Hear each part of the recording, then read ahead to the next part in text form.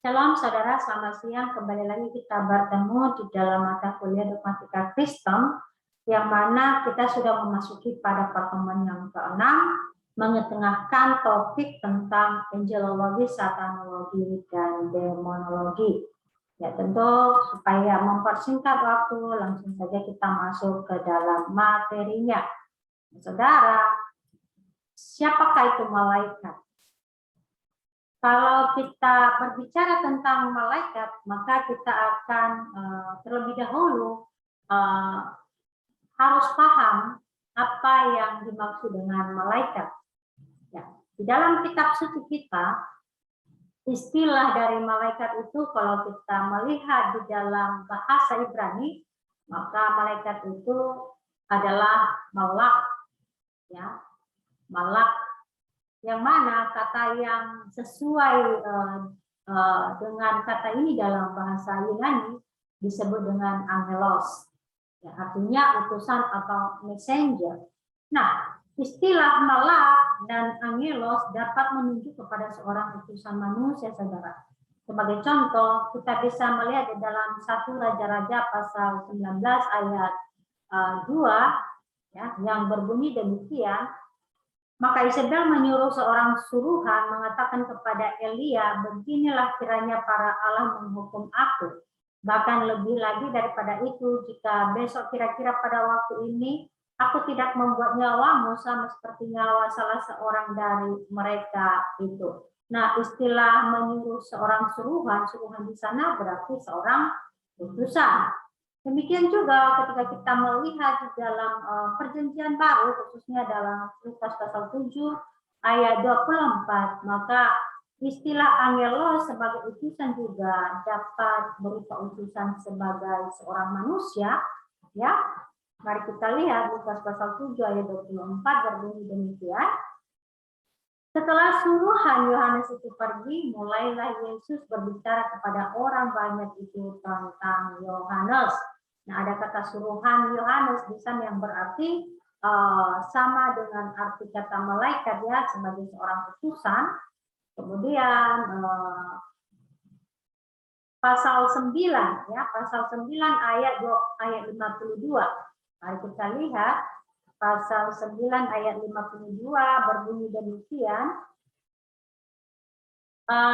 Dan ia mengirim beberapa utusan mendahului dia. Mereka itu pergi lalu masuk ke suatu desa orang Samaria untuk mempersiapkan segala sesuatu baginya. Nah, kalau kita melihat konteksnya ini adalah tentang Yesus dan orang Samaria, ya, di mana Yesus mengirim beberapa utusan untuk mendahului dia sebelum ia masuk ke suatu desa orang Samaria pada masa itu. Jadi istilah utusan di sana memiliki padanan arti dengan kata angelos tadi, ya, dalam bahasa Yunani, yang mana digunakan untuk utusan manusia, saudara. Nah, selain memang untuk utusan manusia juga memang digunakan untuk utusan-utusan sebagai malaikat. Jadi kata messenger di sini, ya, utusan ini digunakan untuk manusia dan juga digunakan untuk malaikat, ya. Artinya baik istilah malak maupun kata angelos yang berarti utusan digunakan untuk manusia dan juga untuk para malaikat. Dengan demikian memunculkan pertanyaan bagi kita, apa yang dimaksud dengan malaikat? Saudara, malaikat adalah makhluk yang diciptakannya, makhluk yang diciptakan dan bersifat rohani yang memiliki pengertian moral dan intelijensi yang tinggi. Namun, malaikat-malaikat tidak memiliki tubuh secara jasmani atau fisik seperti manusia, saudara. Ya. Nah, ketika kita berbicara tentang malaikat di dalam Alkitab, maka malaikat-malaikat memiliki sebutan-sebutan, saudara.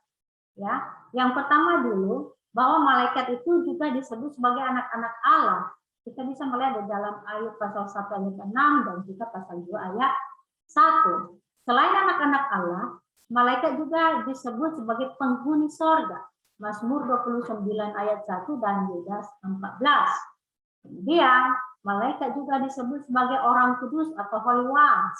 Daniel pasal 4 ayat 13 dan Yudas pasal 4 Yudas ayat 14, saudara. Karena kitab Yudas itu cuma satu pasal ya, cuma satu pasal, dan di sini hanya kita menyebut ayatnya saja. Kemudian malaikat juga disebut sebagai bala tentara sorga, Lukas pasal 2 ayat 13, serta juga disebut sebagai serafim, Yesaya pasal 6. Ya. Nah, tentu kita membutuhkan bukti ya tentang keberadaan malaikat. Apakah memang benar malaikat itu ada? Nah, tentu bukti adanya malaikat kita harus dapatkan tentu dari pengajaran kitab suci juga. Yang pertama, saudara, ya di dalam kitab suci kita, ya di dalam Alkitab sekurang-kurangnya dalam 34 kitab di dalam Alkitab kita, baik itu perjanjian lama maupun perjanjian baru, istilah malaikat dipakai atau tertera sebanyak 276 kali, saudara. 276 sampai 300 kali malah terdapat di dalam kitab suci kita.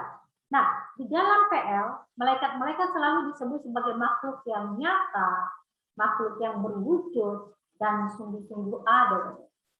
Hal ini bisa kita telusuri misalnya seperti dalam Kejadian 18, kemudian 2 Samuel 24 ayat 16, Yesaya pasal 6 ayat 2, Yesaya 10 ayat 1 sampai 3, Daniel 9 ayat 20 sampai 27, kemudian dalam Daniel pasal 10 ayat 13 dan juga pasal 12 ayat 1. Itu di dalam PL. Sedangkan di dalam perjanjian baru, ya para penulis kitab PB juga menegaskan tentang keberadaan malaikat, saudara. Ya, lihat saja di dalam Matius pasal 2 ayat 19, kemudian Markus 1 ayat 13, ya Lukas 2 ayat 13, kemudian dalam surat Yohanes pasal 20 ayat 12, kisah para rasul 1 ayat 10 sampai 11, serta dalam surat-surat Paulus seperti dalam Galatia pasal 3 ayat 11 dan 1 Timotius 5 ayat 21. Nah, tentu masih banyak lagi mengingat bahwa malaikat itu tercatat sebanyak 276 sampai 300 kali di dalam kitab suci kita. Nanti saudara bisa cek dalam notes-notes yang sudah saya sebut tersebut. Ya. Nah, selanjutnya tentu selain di dalam pengajaran Alkitab, maka kita bisa melihat tentang bukti keberadaan para malaikat ini melalui pengajaran Tuhan Yesus, saudara. Mari coba kita baca Matius pasal 18 ayat 10. Seperti apakah bunyinya? Demikian bunyi firman Tuhan. Matius pasal 18 ayat 10 berbunyi demikian, ingatlah, jangan menganggap rendah seorang dari anak-anak kecil ini. Karena aku berkata kepadamu, ada malaikat mereka di surga yang selalu memandang wajah Bapakku yang di surga.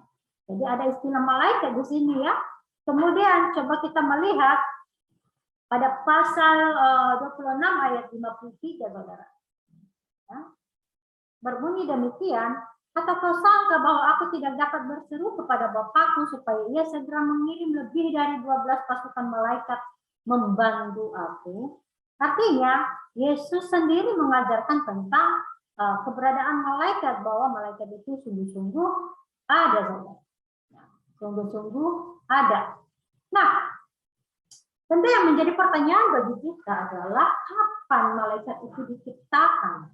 Kalau kita melihat dari fakta penciptaan, tidak ada data di dalam penciptaan tersebut yang menyebutkan bahwa pada hari sekian malaikat diciptakan. Tidak ada, saudara. Ya, kalau kita melihatnya, coba Bunilam akan menyanyikan satu buah lagu sekolah minggu yang berbunyi demikian. Pada yang pertama diciptakannya terang, pada yang kedua ada cakrawala, 3 itu tumbuhan, 4 benda penerang, 5 binatang, 6 manusia. Jadi ada 6 hari Allah bekerja, tidak terselip bahwa di sana ada penciptaan malaikat ini, para malaikat ini, di mana ada hari yang disebutkan. Tidak ada. Namun pun demikian, perlu kita ketahui juga bahwa malaikat-malaikat belum ada sejak dari kekekalan. Ya. Mereka belum ada sejak dari kekekalan. Karena apa? Fakta penciptaan mengatakan bahwa malaikat itu merupakan bagian dari langit dan bumi yang diciptakan Allah. Tetapi Pak, pertanyaan bagi kita, kapan persisnya? Ya, tidak ada data Alkitab yang menjelaskan tentang hari keberapa malaikat diciptakan. Tetapi mungkin kita bisa melihat di dalam Nehemia pasal 9, ya, kita akan buka kitab suci kita akan baca.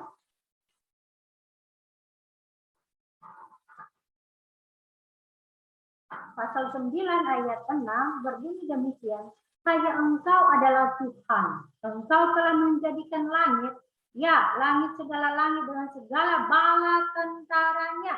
Nah ada ini ya, segala bala tentaranya. Nah bala tentara itu mengacu kepada keberadaan malaikat, dan bumi dengan segala yang ada di atasnya, dan laut dengan segala yang ada di dalamnya.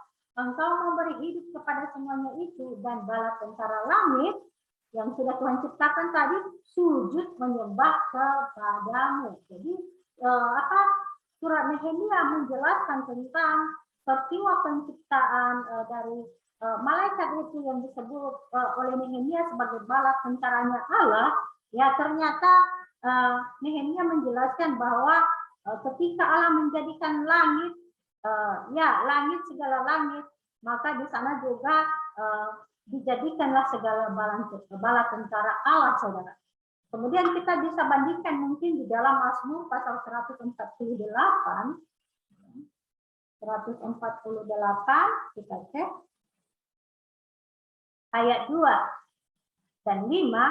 Ya, kalau ayat 2 berbunyi demikian, pujilah dia hai segala malaikatnya, pujilah dia hai segala tentaranya. Jadi malaikat itu juga disebut tentaranya Allah ya, bala tentaranya Allah.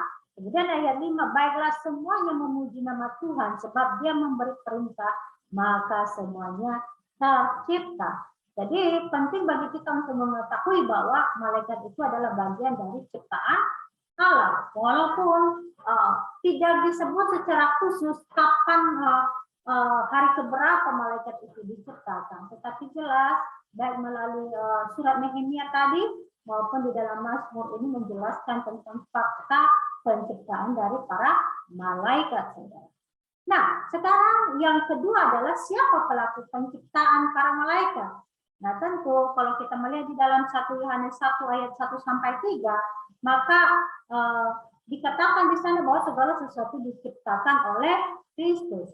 Artinya bahwa secara khusus malaikat-malaikat diciptakan oleh Tuhan, oleh Allah ya, oleh Allah. Kita bisa melihat di dalam Kolose pasal 1 ayat 16 ya, di mana penciptaan malaikat sebagai suatu tindakan tunggal, saudara. Ya, diciptakan sekaligus dan sangat banyak ya. Jadi itu disebut dengan suatu tindakan tunggal dan bisa nanti mungkin dibandingkan dalam Ibrani pasal 12 ayat 22. Nah, jumlah mereka tidak bertambah banyak ya, jumlah mereka statis ya. Statis karena apa? Karena penciptaan mereka tidak diteruskan dan mereka tidak dapat berproduksi ya, seperti manusia ya, manusia bisa menikah kemudian melahirkan anak, tetapi kalau malaikat ini ketika para malaikat atau bala tentaranya Allah ini diciptakan, mereka diciptakan sekaligus dan banyak, saudara ya.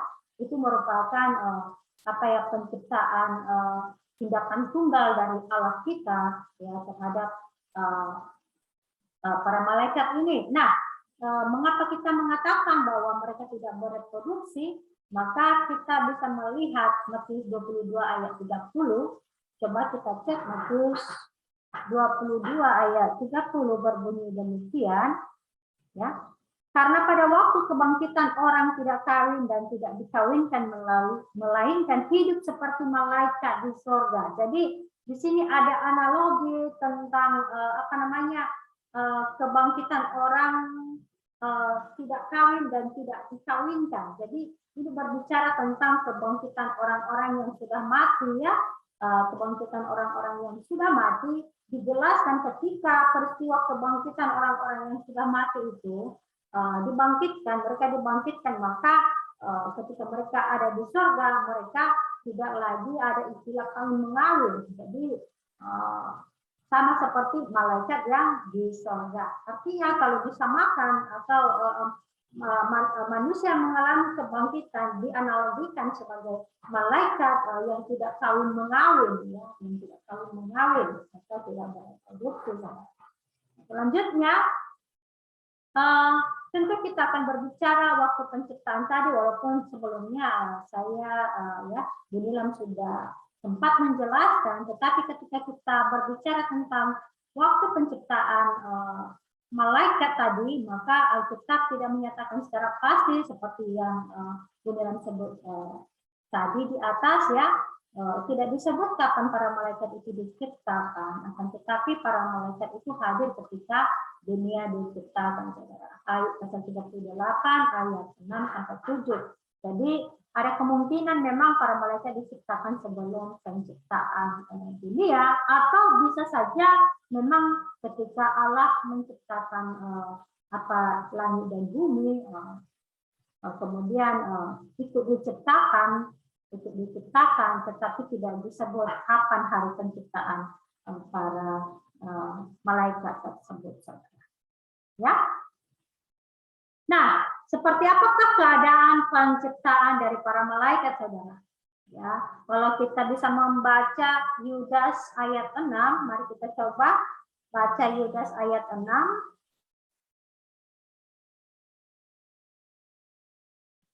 Ya, Yudas ayat 6 berbunyi demikian, dan bahwa ia menahan malaikat-malaikat yang tidak taat pada batas-batas kekuasaan mereka, tetapi yang meninggalkan tempat kediaman mereka dengan belenggu abadi di dalam dunia kekelaman sampai penghakiman pada hari besar. Nah, sebenarnya ini terkait dengan kejatuhan para malaikat ya, sebagian yang mengikuti Lucifer itu ya dikatakan bahwa malaikat-malaikat yang tidak taat pada batas-batas kekuasaan mereka ya dibelenggu ya, mereka dibelenggu ya di dalam dunia kekelaman sampai penghakiman pada hari besar. Kalau ada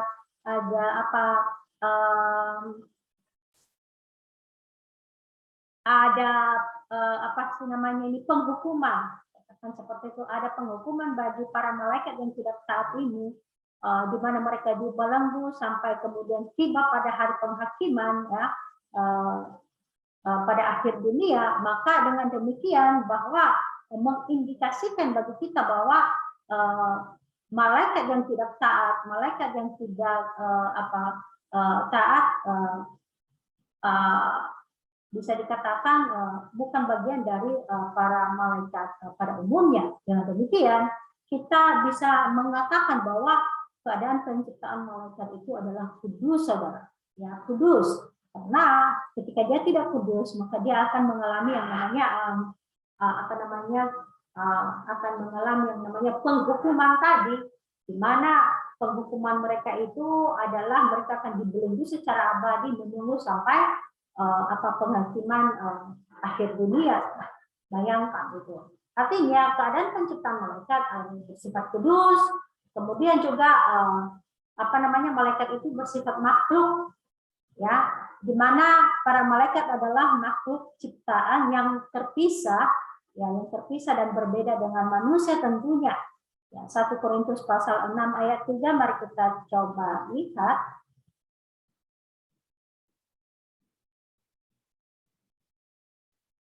Berbunyi demikian, tidak tahukah kamu bahwa kita akan menghakimi malaikat-malaikat? Ya, jadi apalagi perkara-perkara biasa dalam hidup kita sehari-hari. Kemudian di dalam Ibrani 1 ayat 14 ya, berbunyi demikian, ya, bukankah mereka semua adalah roh-roh yang melayani, yang diutus untuk melayani mereka yang harus memperoleh keselamatan. Jadi malaikat itu adalah bersifat makhluk, saudara. Tapi bukan makhluk yang memiliki jasmani, tetapi makhluk yang bersifat roh. Jadi para malaikat itu tidak memiliki fisik atau jasmani. Jadi jelas bagi kita ya saudara. Oke, selanjutnya kita akan masuk di dalam satanologi. Nah, istilah setan berasal dari kata satan bahasa Ibrani dan kemudian juga satan dalam bahasa Yunani. Sedangkan dalam bahasa Aram disebut satanas. Arti dari kata satan ini adalah musuh atau lawan, saudara. Musuh atau lawan. Apa yang menjadi bukti bagi kita tentang keberadaan setan? Ya, yang pertama tentunya adalah melalui pengajaran Alkitab, ya, di mana keberadaan setan diajarkan dalam 7 buku Perjanjian Baru dan semua buku PL. Bayangkan itu, ternyata di semua buku-buku PL tercatat yang namanya setan ini, sedangkan di dalam Perjanjian Baru ada 7 kitab yang menyebut tentang setan ini, saudara. Kemudian tentu di dalam pengajaran Yesus, ya, di mana Yesus mengakui dan mengajarkan adanya setan. Mari kita coba melihat dalam Matius 13 ayat 39.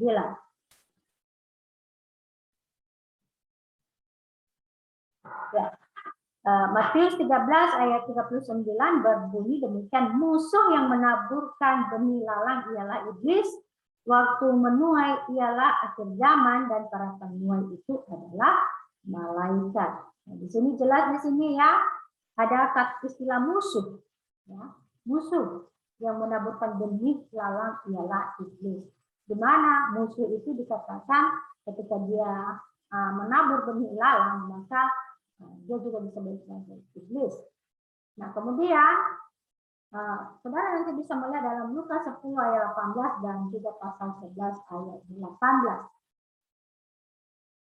Nah, seperti apakah kepribadian setan? Nah, saudara, ternyata setan itu memiliki pikiran, juga memiliki perasaan, dan juga memiliki kemauan. Bahkan setan dianggap memiliki tanggung jawab moral, saudara. Mari coba kita melihat bukti bahwa setan memiliki pikiran. Kita melihat dalam 1 Korintus 11 ayat 13. Berbunyi demikian, pertimbangkanlah sendiri, patutkah perempuan berdoa kepada Allah dengan kepala yang tidak bertudung?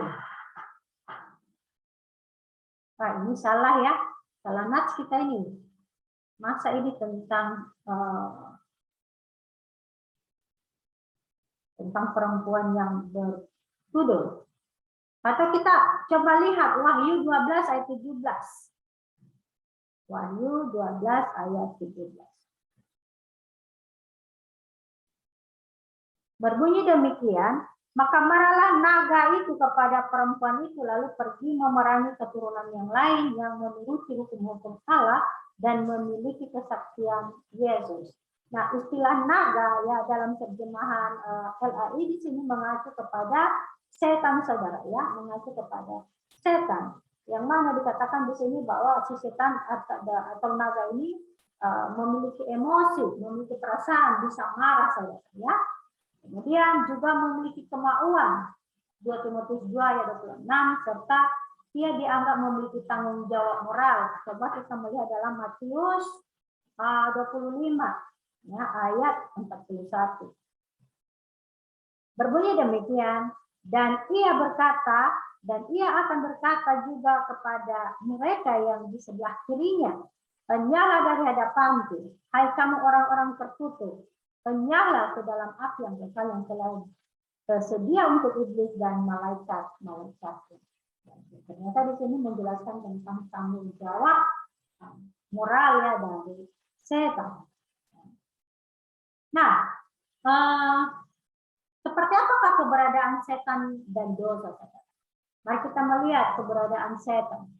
Bahwa setan itu berasal dari makhluk ciptaan.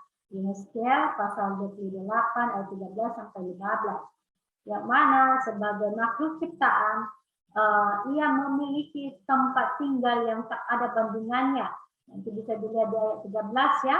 Kemudian juga memiliki pakaian yang tak ada bandingannya. Ya. Ayat 13, yang memiliki fungsi yang tak ada bandingannya. Ayat 14, kemudian yang memiliki kesempurnaan yang tak ada bandingannya. Ayat 15. Ternyata setan itu merupakan makhluk ciptaan yang benar-benar memiliki tempat tinggal yang tak ada bandingannya, pakaian, fungsi, serta kesempurnaan yang tak ada bandingannya. Ya jelas karena dia berasal dari malaikat yang jatuh tadi ya, malaikat yang jatuh. Kemudian juga disebut di sini selain berasal dari makhluk ciptaan ya, juga setan merupakan makhluk yang bersifat roh. Efesus pasal 6 ayat 11 sampai 12. Kemudian setan berasal dari tempat dekat golongan malaikat yang disebut kerubim, saudara. Yeskiel pasal 28 ayat 14, serta setan merupakan makhluk yang tertinggi dari semua makhluk ciptaan. Ya. Setan merupakan makhluk yang tertinggi dari semua makhluk ciptaan. Bukan setan yang diciptakannya, tetapi dari awalnya itu saudara dari malaikat ya. Yeskiel 28 ayat 12. Kemudian apa saja dosa-dosa dari setan. Nah, saudara, ternyata dosa setan itu adalah curang. Di Yeskiel pasal 28 dan 15, kemudian sombong, saudara ya. Itulah dosa setan paling utama bisa dikatakan adalah sombong. Di Yeskiel 28 ayat 17, kemudian bisa melihatnya dalam Yesaya 14 ayat 12 sampai 17, kemudian dalam 1 Timotius 3 ayat 6. Nah, apa saja pekerjaan setan? Ternyata saudara ya, pekerjaan setan itu ada yang berhubungan dengan Kristus. Ya. Yang pertama adalah membuatan adanya konflik, yaitu adanya permusuhan antara setan dengan Kristus sesudah kejatuhan Adam dan Hawa dalam dosa. Saudara nanti bisa melihatnya ya dalam Kejadian 3:15. Kemudian pekerjaan setan yang berhubungan dengan Kristus adalah di mana setan mencobai Yesus di awal pelayanan Yesus, saudara. Matius pasal 4 ayat 1 sampai 11. Nah, tentang pencobaan ini ada tulisan yang boleh tulis, tapi ini dikaitkan dengan COVID ya, refleksi pada masa COVID yang mana itu saya ambil natsnya dari Matius 4 ayat 1 sampai 11 ini. Kemudian menggunakan berbagai macam orang untuk menggagalkan pekerjaan Kristus. Bayangkan itu, saudara. Ya. Si setan ini mencari atau menggunakan berbagai cara supaya orang dapat menggagalkan pekerjaan Kristus. Contoh siapa saja orang-orang tersebut.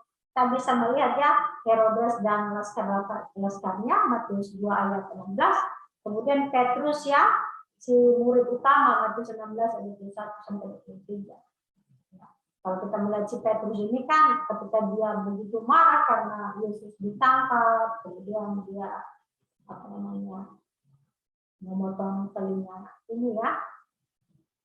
Nah, itu sebenarnya kalau dari sudut karya Yesus dalam keselamatan itu disebut sebagai salah satu strategi iblis untuk menggagalkan pekerjaan Kristus. Seakan-akan dengan berbuat demikian maka si Petrus ini sudah berbuat baik terhadap Tuhan Yesus, padahal itu merupakan salah satu strategi iblis atau setan untuk menggagalkan karya Kristus dalam keselamatan. Ya, oke.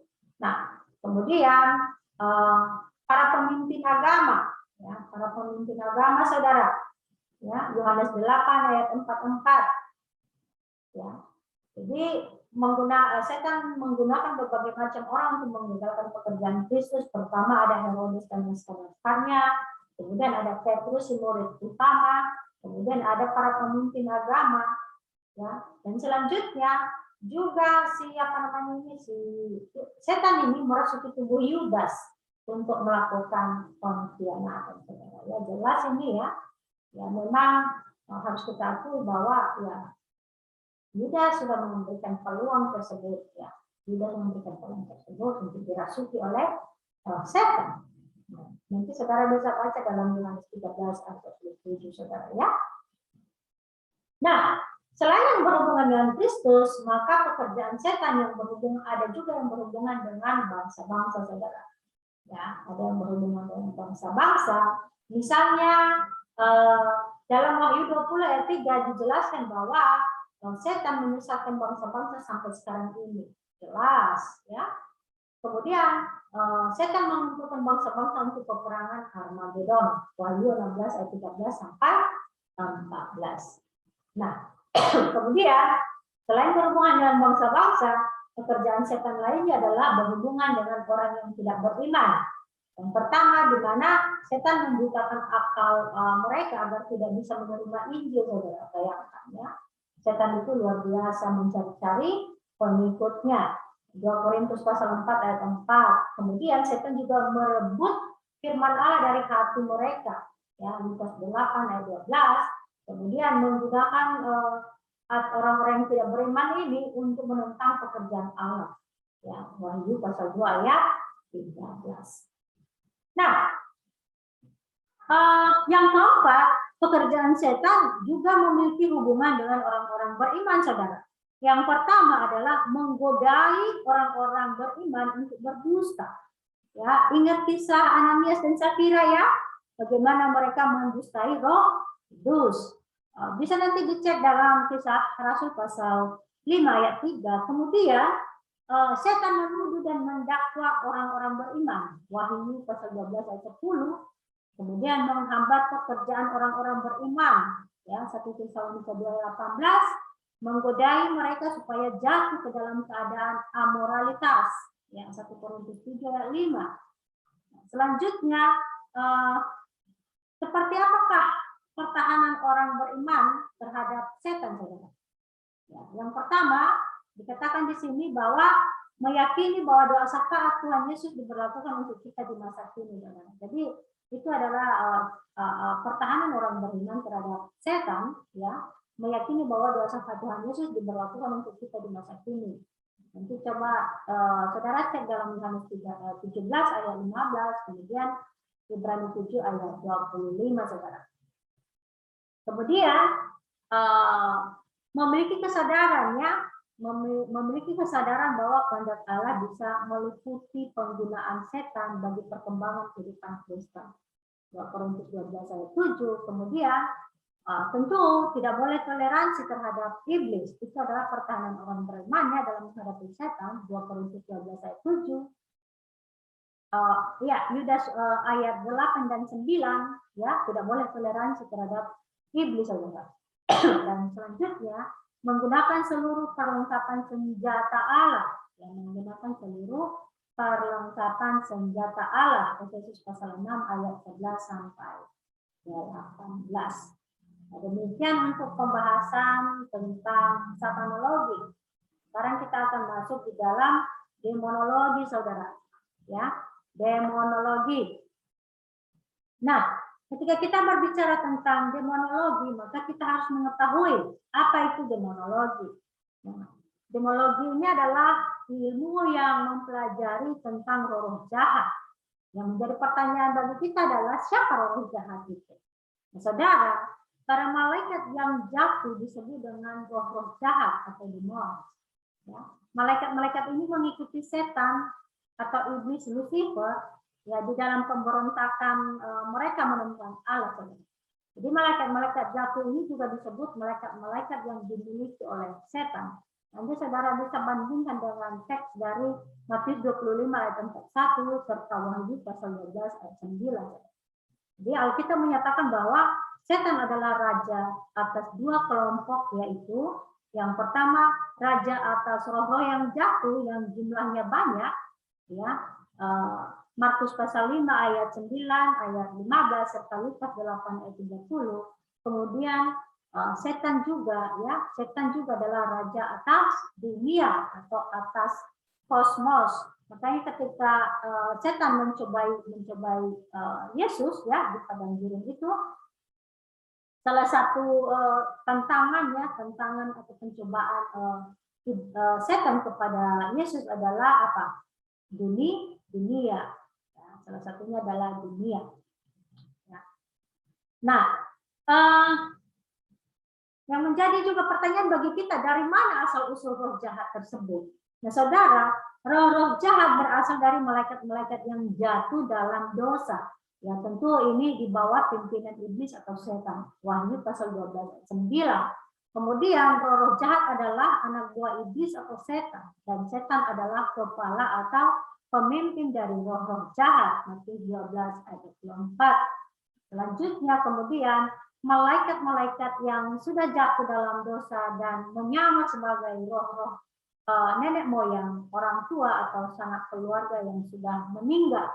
Ya, jadi malaikat-malaikat yang sudah jatuh dalam dosa dan menyamar sebagai roh-roh nenek moyang, orang tua atau sanak keluarga yang sudah meninggal. Nah, jadi kalau dulu saya sangat tahu sekali bahwa ada kepercayaan ketika orang baru meninggal ketika ada bau-bauan yang menyerupai bau-bau keluarga kita yang sudah meninggal, maka dianggap itu dia sedang datang. Ya, saya kurang tahu apakah saudara pernah mendengar hal tersebut atau pernah mengalaminya atau maksudnya mengalami dalam pengertian kepercayaan tersebut dipercayai oleh daerah tempat tinggal saudara, tetapi kalau di daerah saya dari Nias Selatan, ada kepercayaan seperti itu di zaman dulu. Ya, bahkan sampai sekarang masih ada yang mempercayai akan hal itu bahwa orang yang sudah mati itu masih bisa berkomunikasi dengan dengan kita orang yang masih hidup. Ya, salah satu cara komunikasinya adalah dengan kehadiran mereka. Mereka datang ke rumah kita. Jadi orang yang masih hidup itu mengenal bahwa dia yang datang melalui bau-bauan yang tercium. Yang mana bau-bauan itu merupakan ciri khas orang yang meninggal tersebut sewaktu masih hidup. Ya.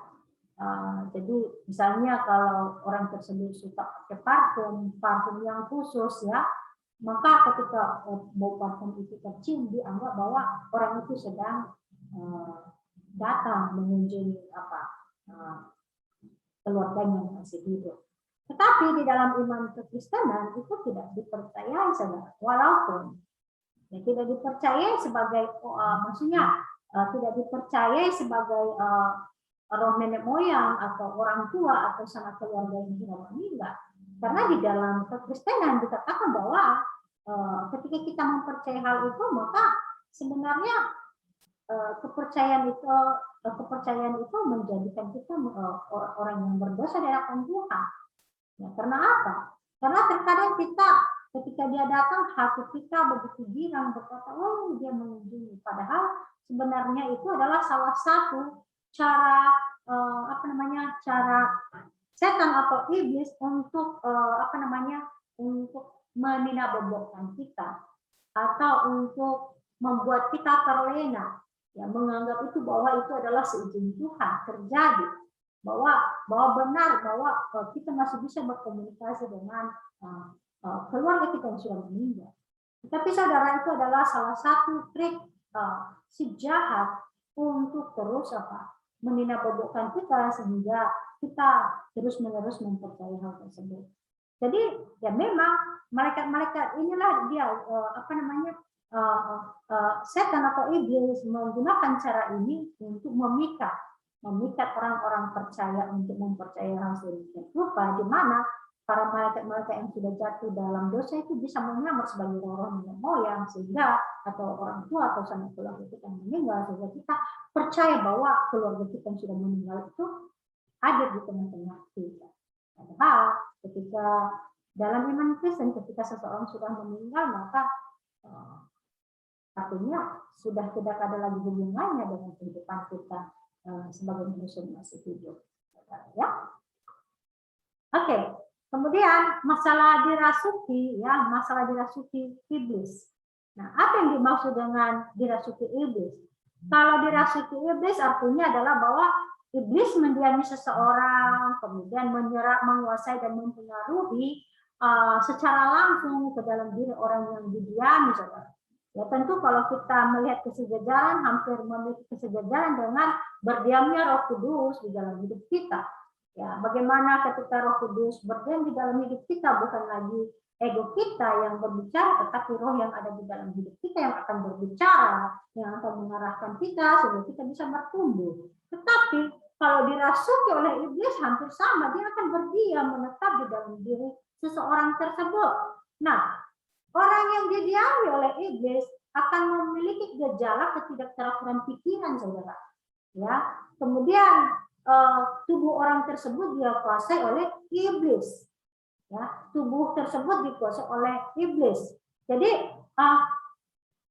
dirasuki iblis adalah bahwa iblis mendiami seseorang, kemudian menyerap, menguasai dan mempengaruhi secara langsung ke dalam diri orang yang didiami, tentu dengan gejala ketidakteraturan pikiran tadi dan juga tubuh orang tersebut.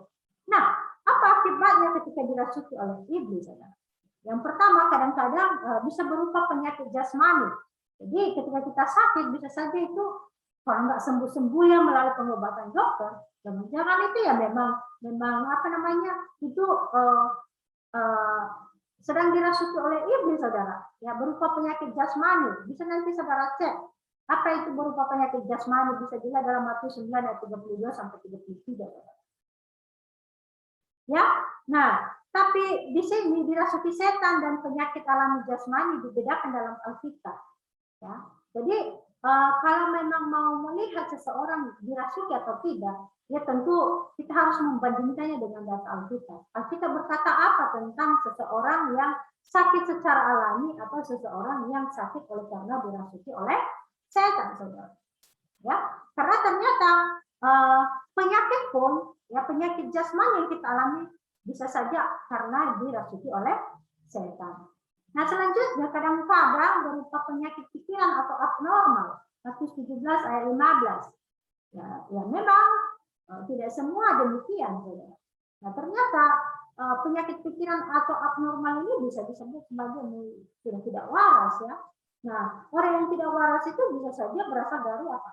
Dari kerasukan iblis yang sudah sangat lama sehingga membuat orang tersebut menjadi gila, saudara. Bisa seperti itu, walaupun dikatakan tidak semua selalu demikian. Nanti saudara bisa cek ya dalam Matius 17 ayat 15. Nah, kemudian seperti apakah daya jangkau kerasukan iblis, saudara? Nah, yang dapat dirasuki dan dikuasai oleh setan atau iblis adalah orang-orang yang tidak beriman. Kalau pada zaman Tuhan Yesus, kebanyakan yang dirasuki adalah orang-orang non-Israel. Orang-orang non-Israel. Kemudian orang yang dirasuki oleh iblis biasanya ada kemunduran dari kemunduran dari pekerjaan iblis ketika kebenaran dan terang Allah menjadi paling kuat. Jadi ketika orang itu terus-menerus misalnya mengenal kebenaran, kemudian mendengar firman Tuhan, kemudian ada peralihan, ada peralihan pikirannya dari dirasuki kemudian menerima benih firman Tuhan yang lambat laun juga memasuki hidupnya, maka akan terjadi yang namanya kemunduran pekerjaan iblis di dalam diri orang yang dirasuki tersebut. Artinya bisa disembuhkan melalui apa? Firman Tuhan. Makanya ada istilah pengusiran setan. Ya, ada istilah pengusiran setan ya saudara dari hidup orang-orang yang yang sudah dirasuki oleh iblis. Nah, dulu ya kita harus juga memahami seperti apa pekerjaan-pekerjaan setan yang mempengaruhi kehidupan manusia, saudara ya, yang mempengaruhi kehidupan manusia. Ya, demikian saja saudara, dan yang akan menjadi bahan diskusi kita ya, yang akan menjadi bahan diskusi kita. Yang pertama adalah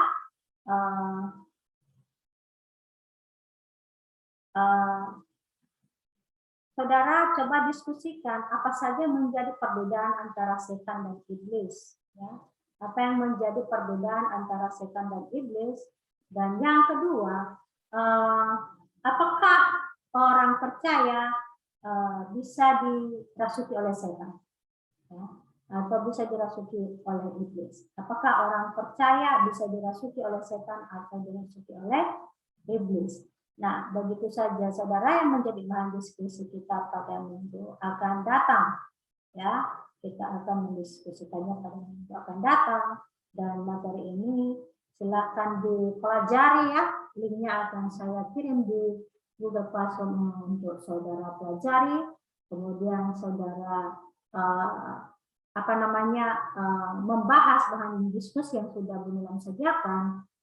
Jika ada pertanyaan saudara bisa dititipkan di Google Classroom. Jadi semua bahan diskusi apa pandangan saudara, saudara tuliskan di dinding Google Classroom. Ya, besok pada jam mata kuliah kita pukul 12.30 ya sampai 12.30 sampai pukul berapa ya? Pukul 14 ya, pukul 14 10 menit. Nah, saudara bisa menjelaskan seperti apa pandangan saudara terhadap pertanyaan bahan diskusi tadi. Ya, langsung kita akan bahas di sana.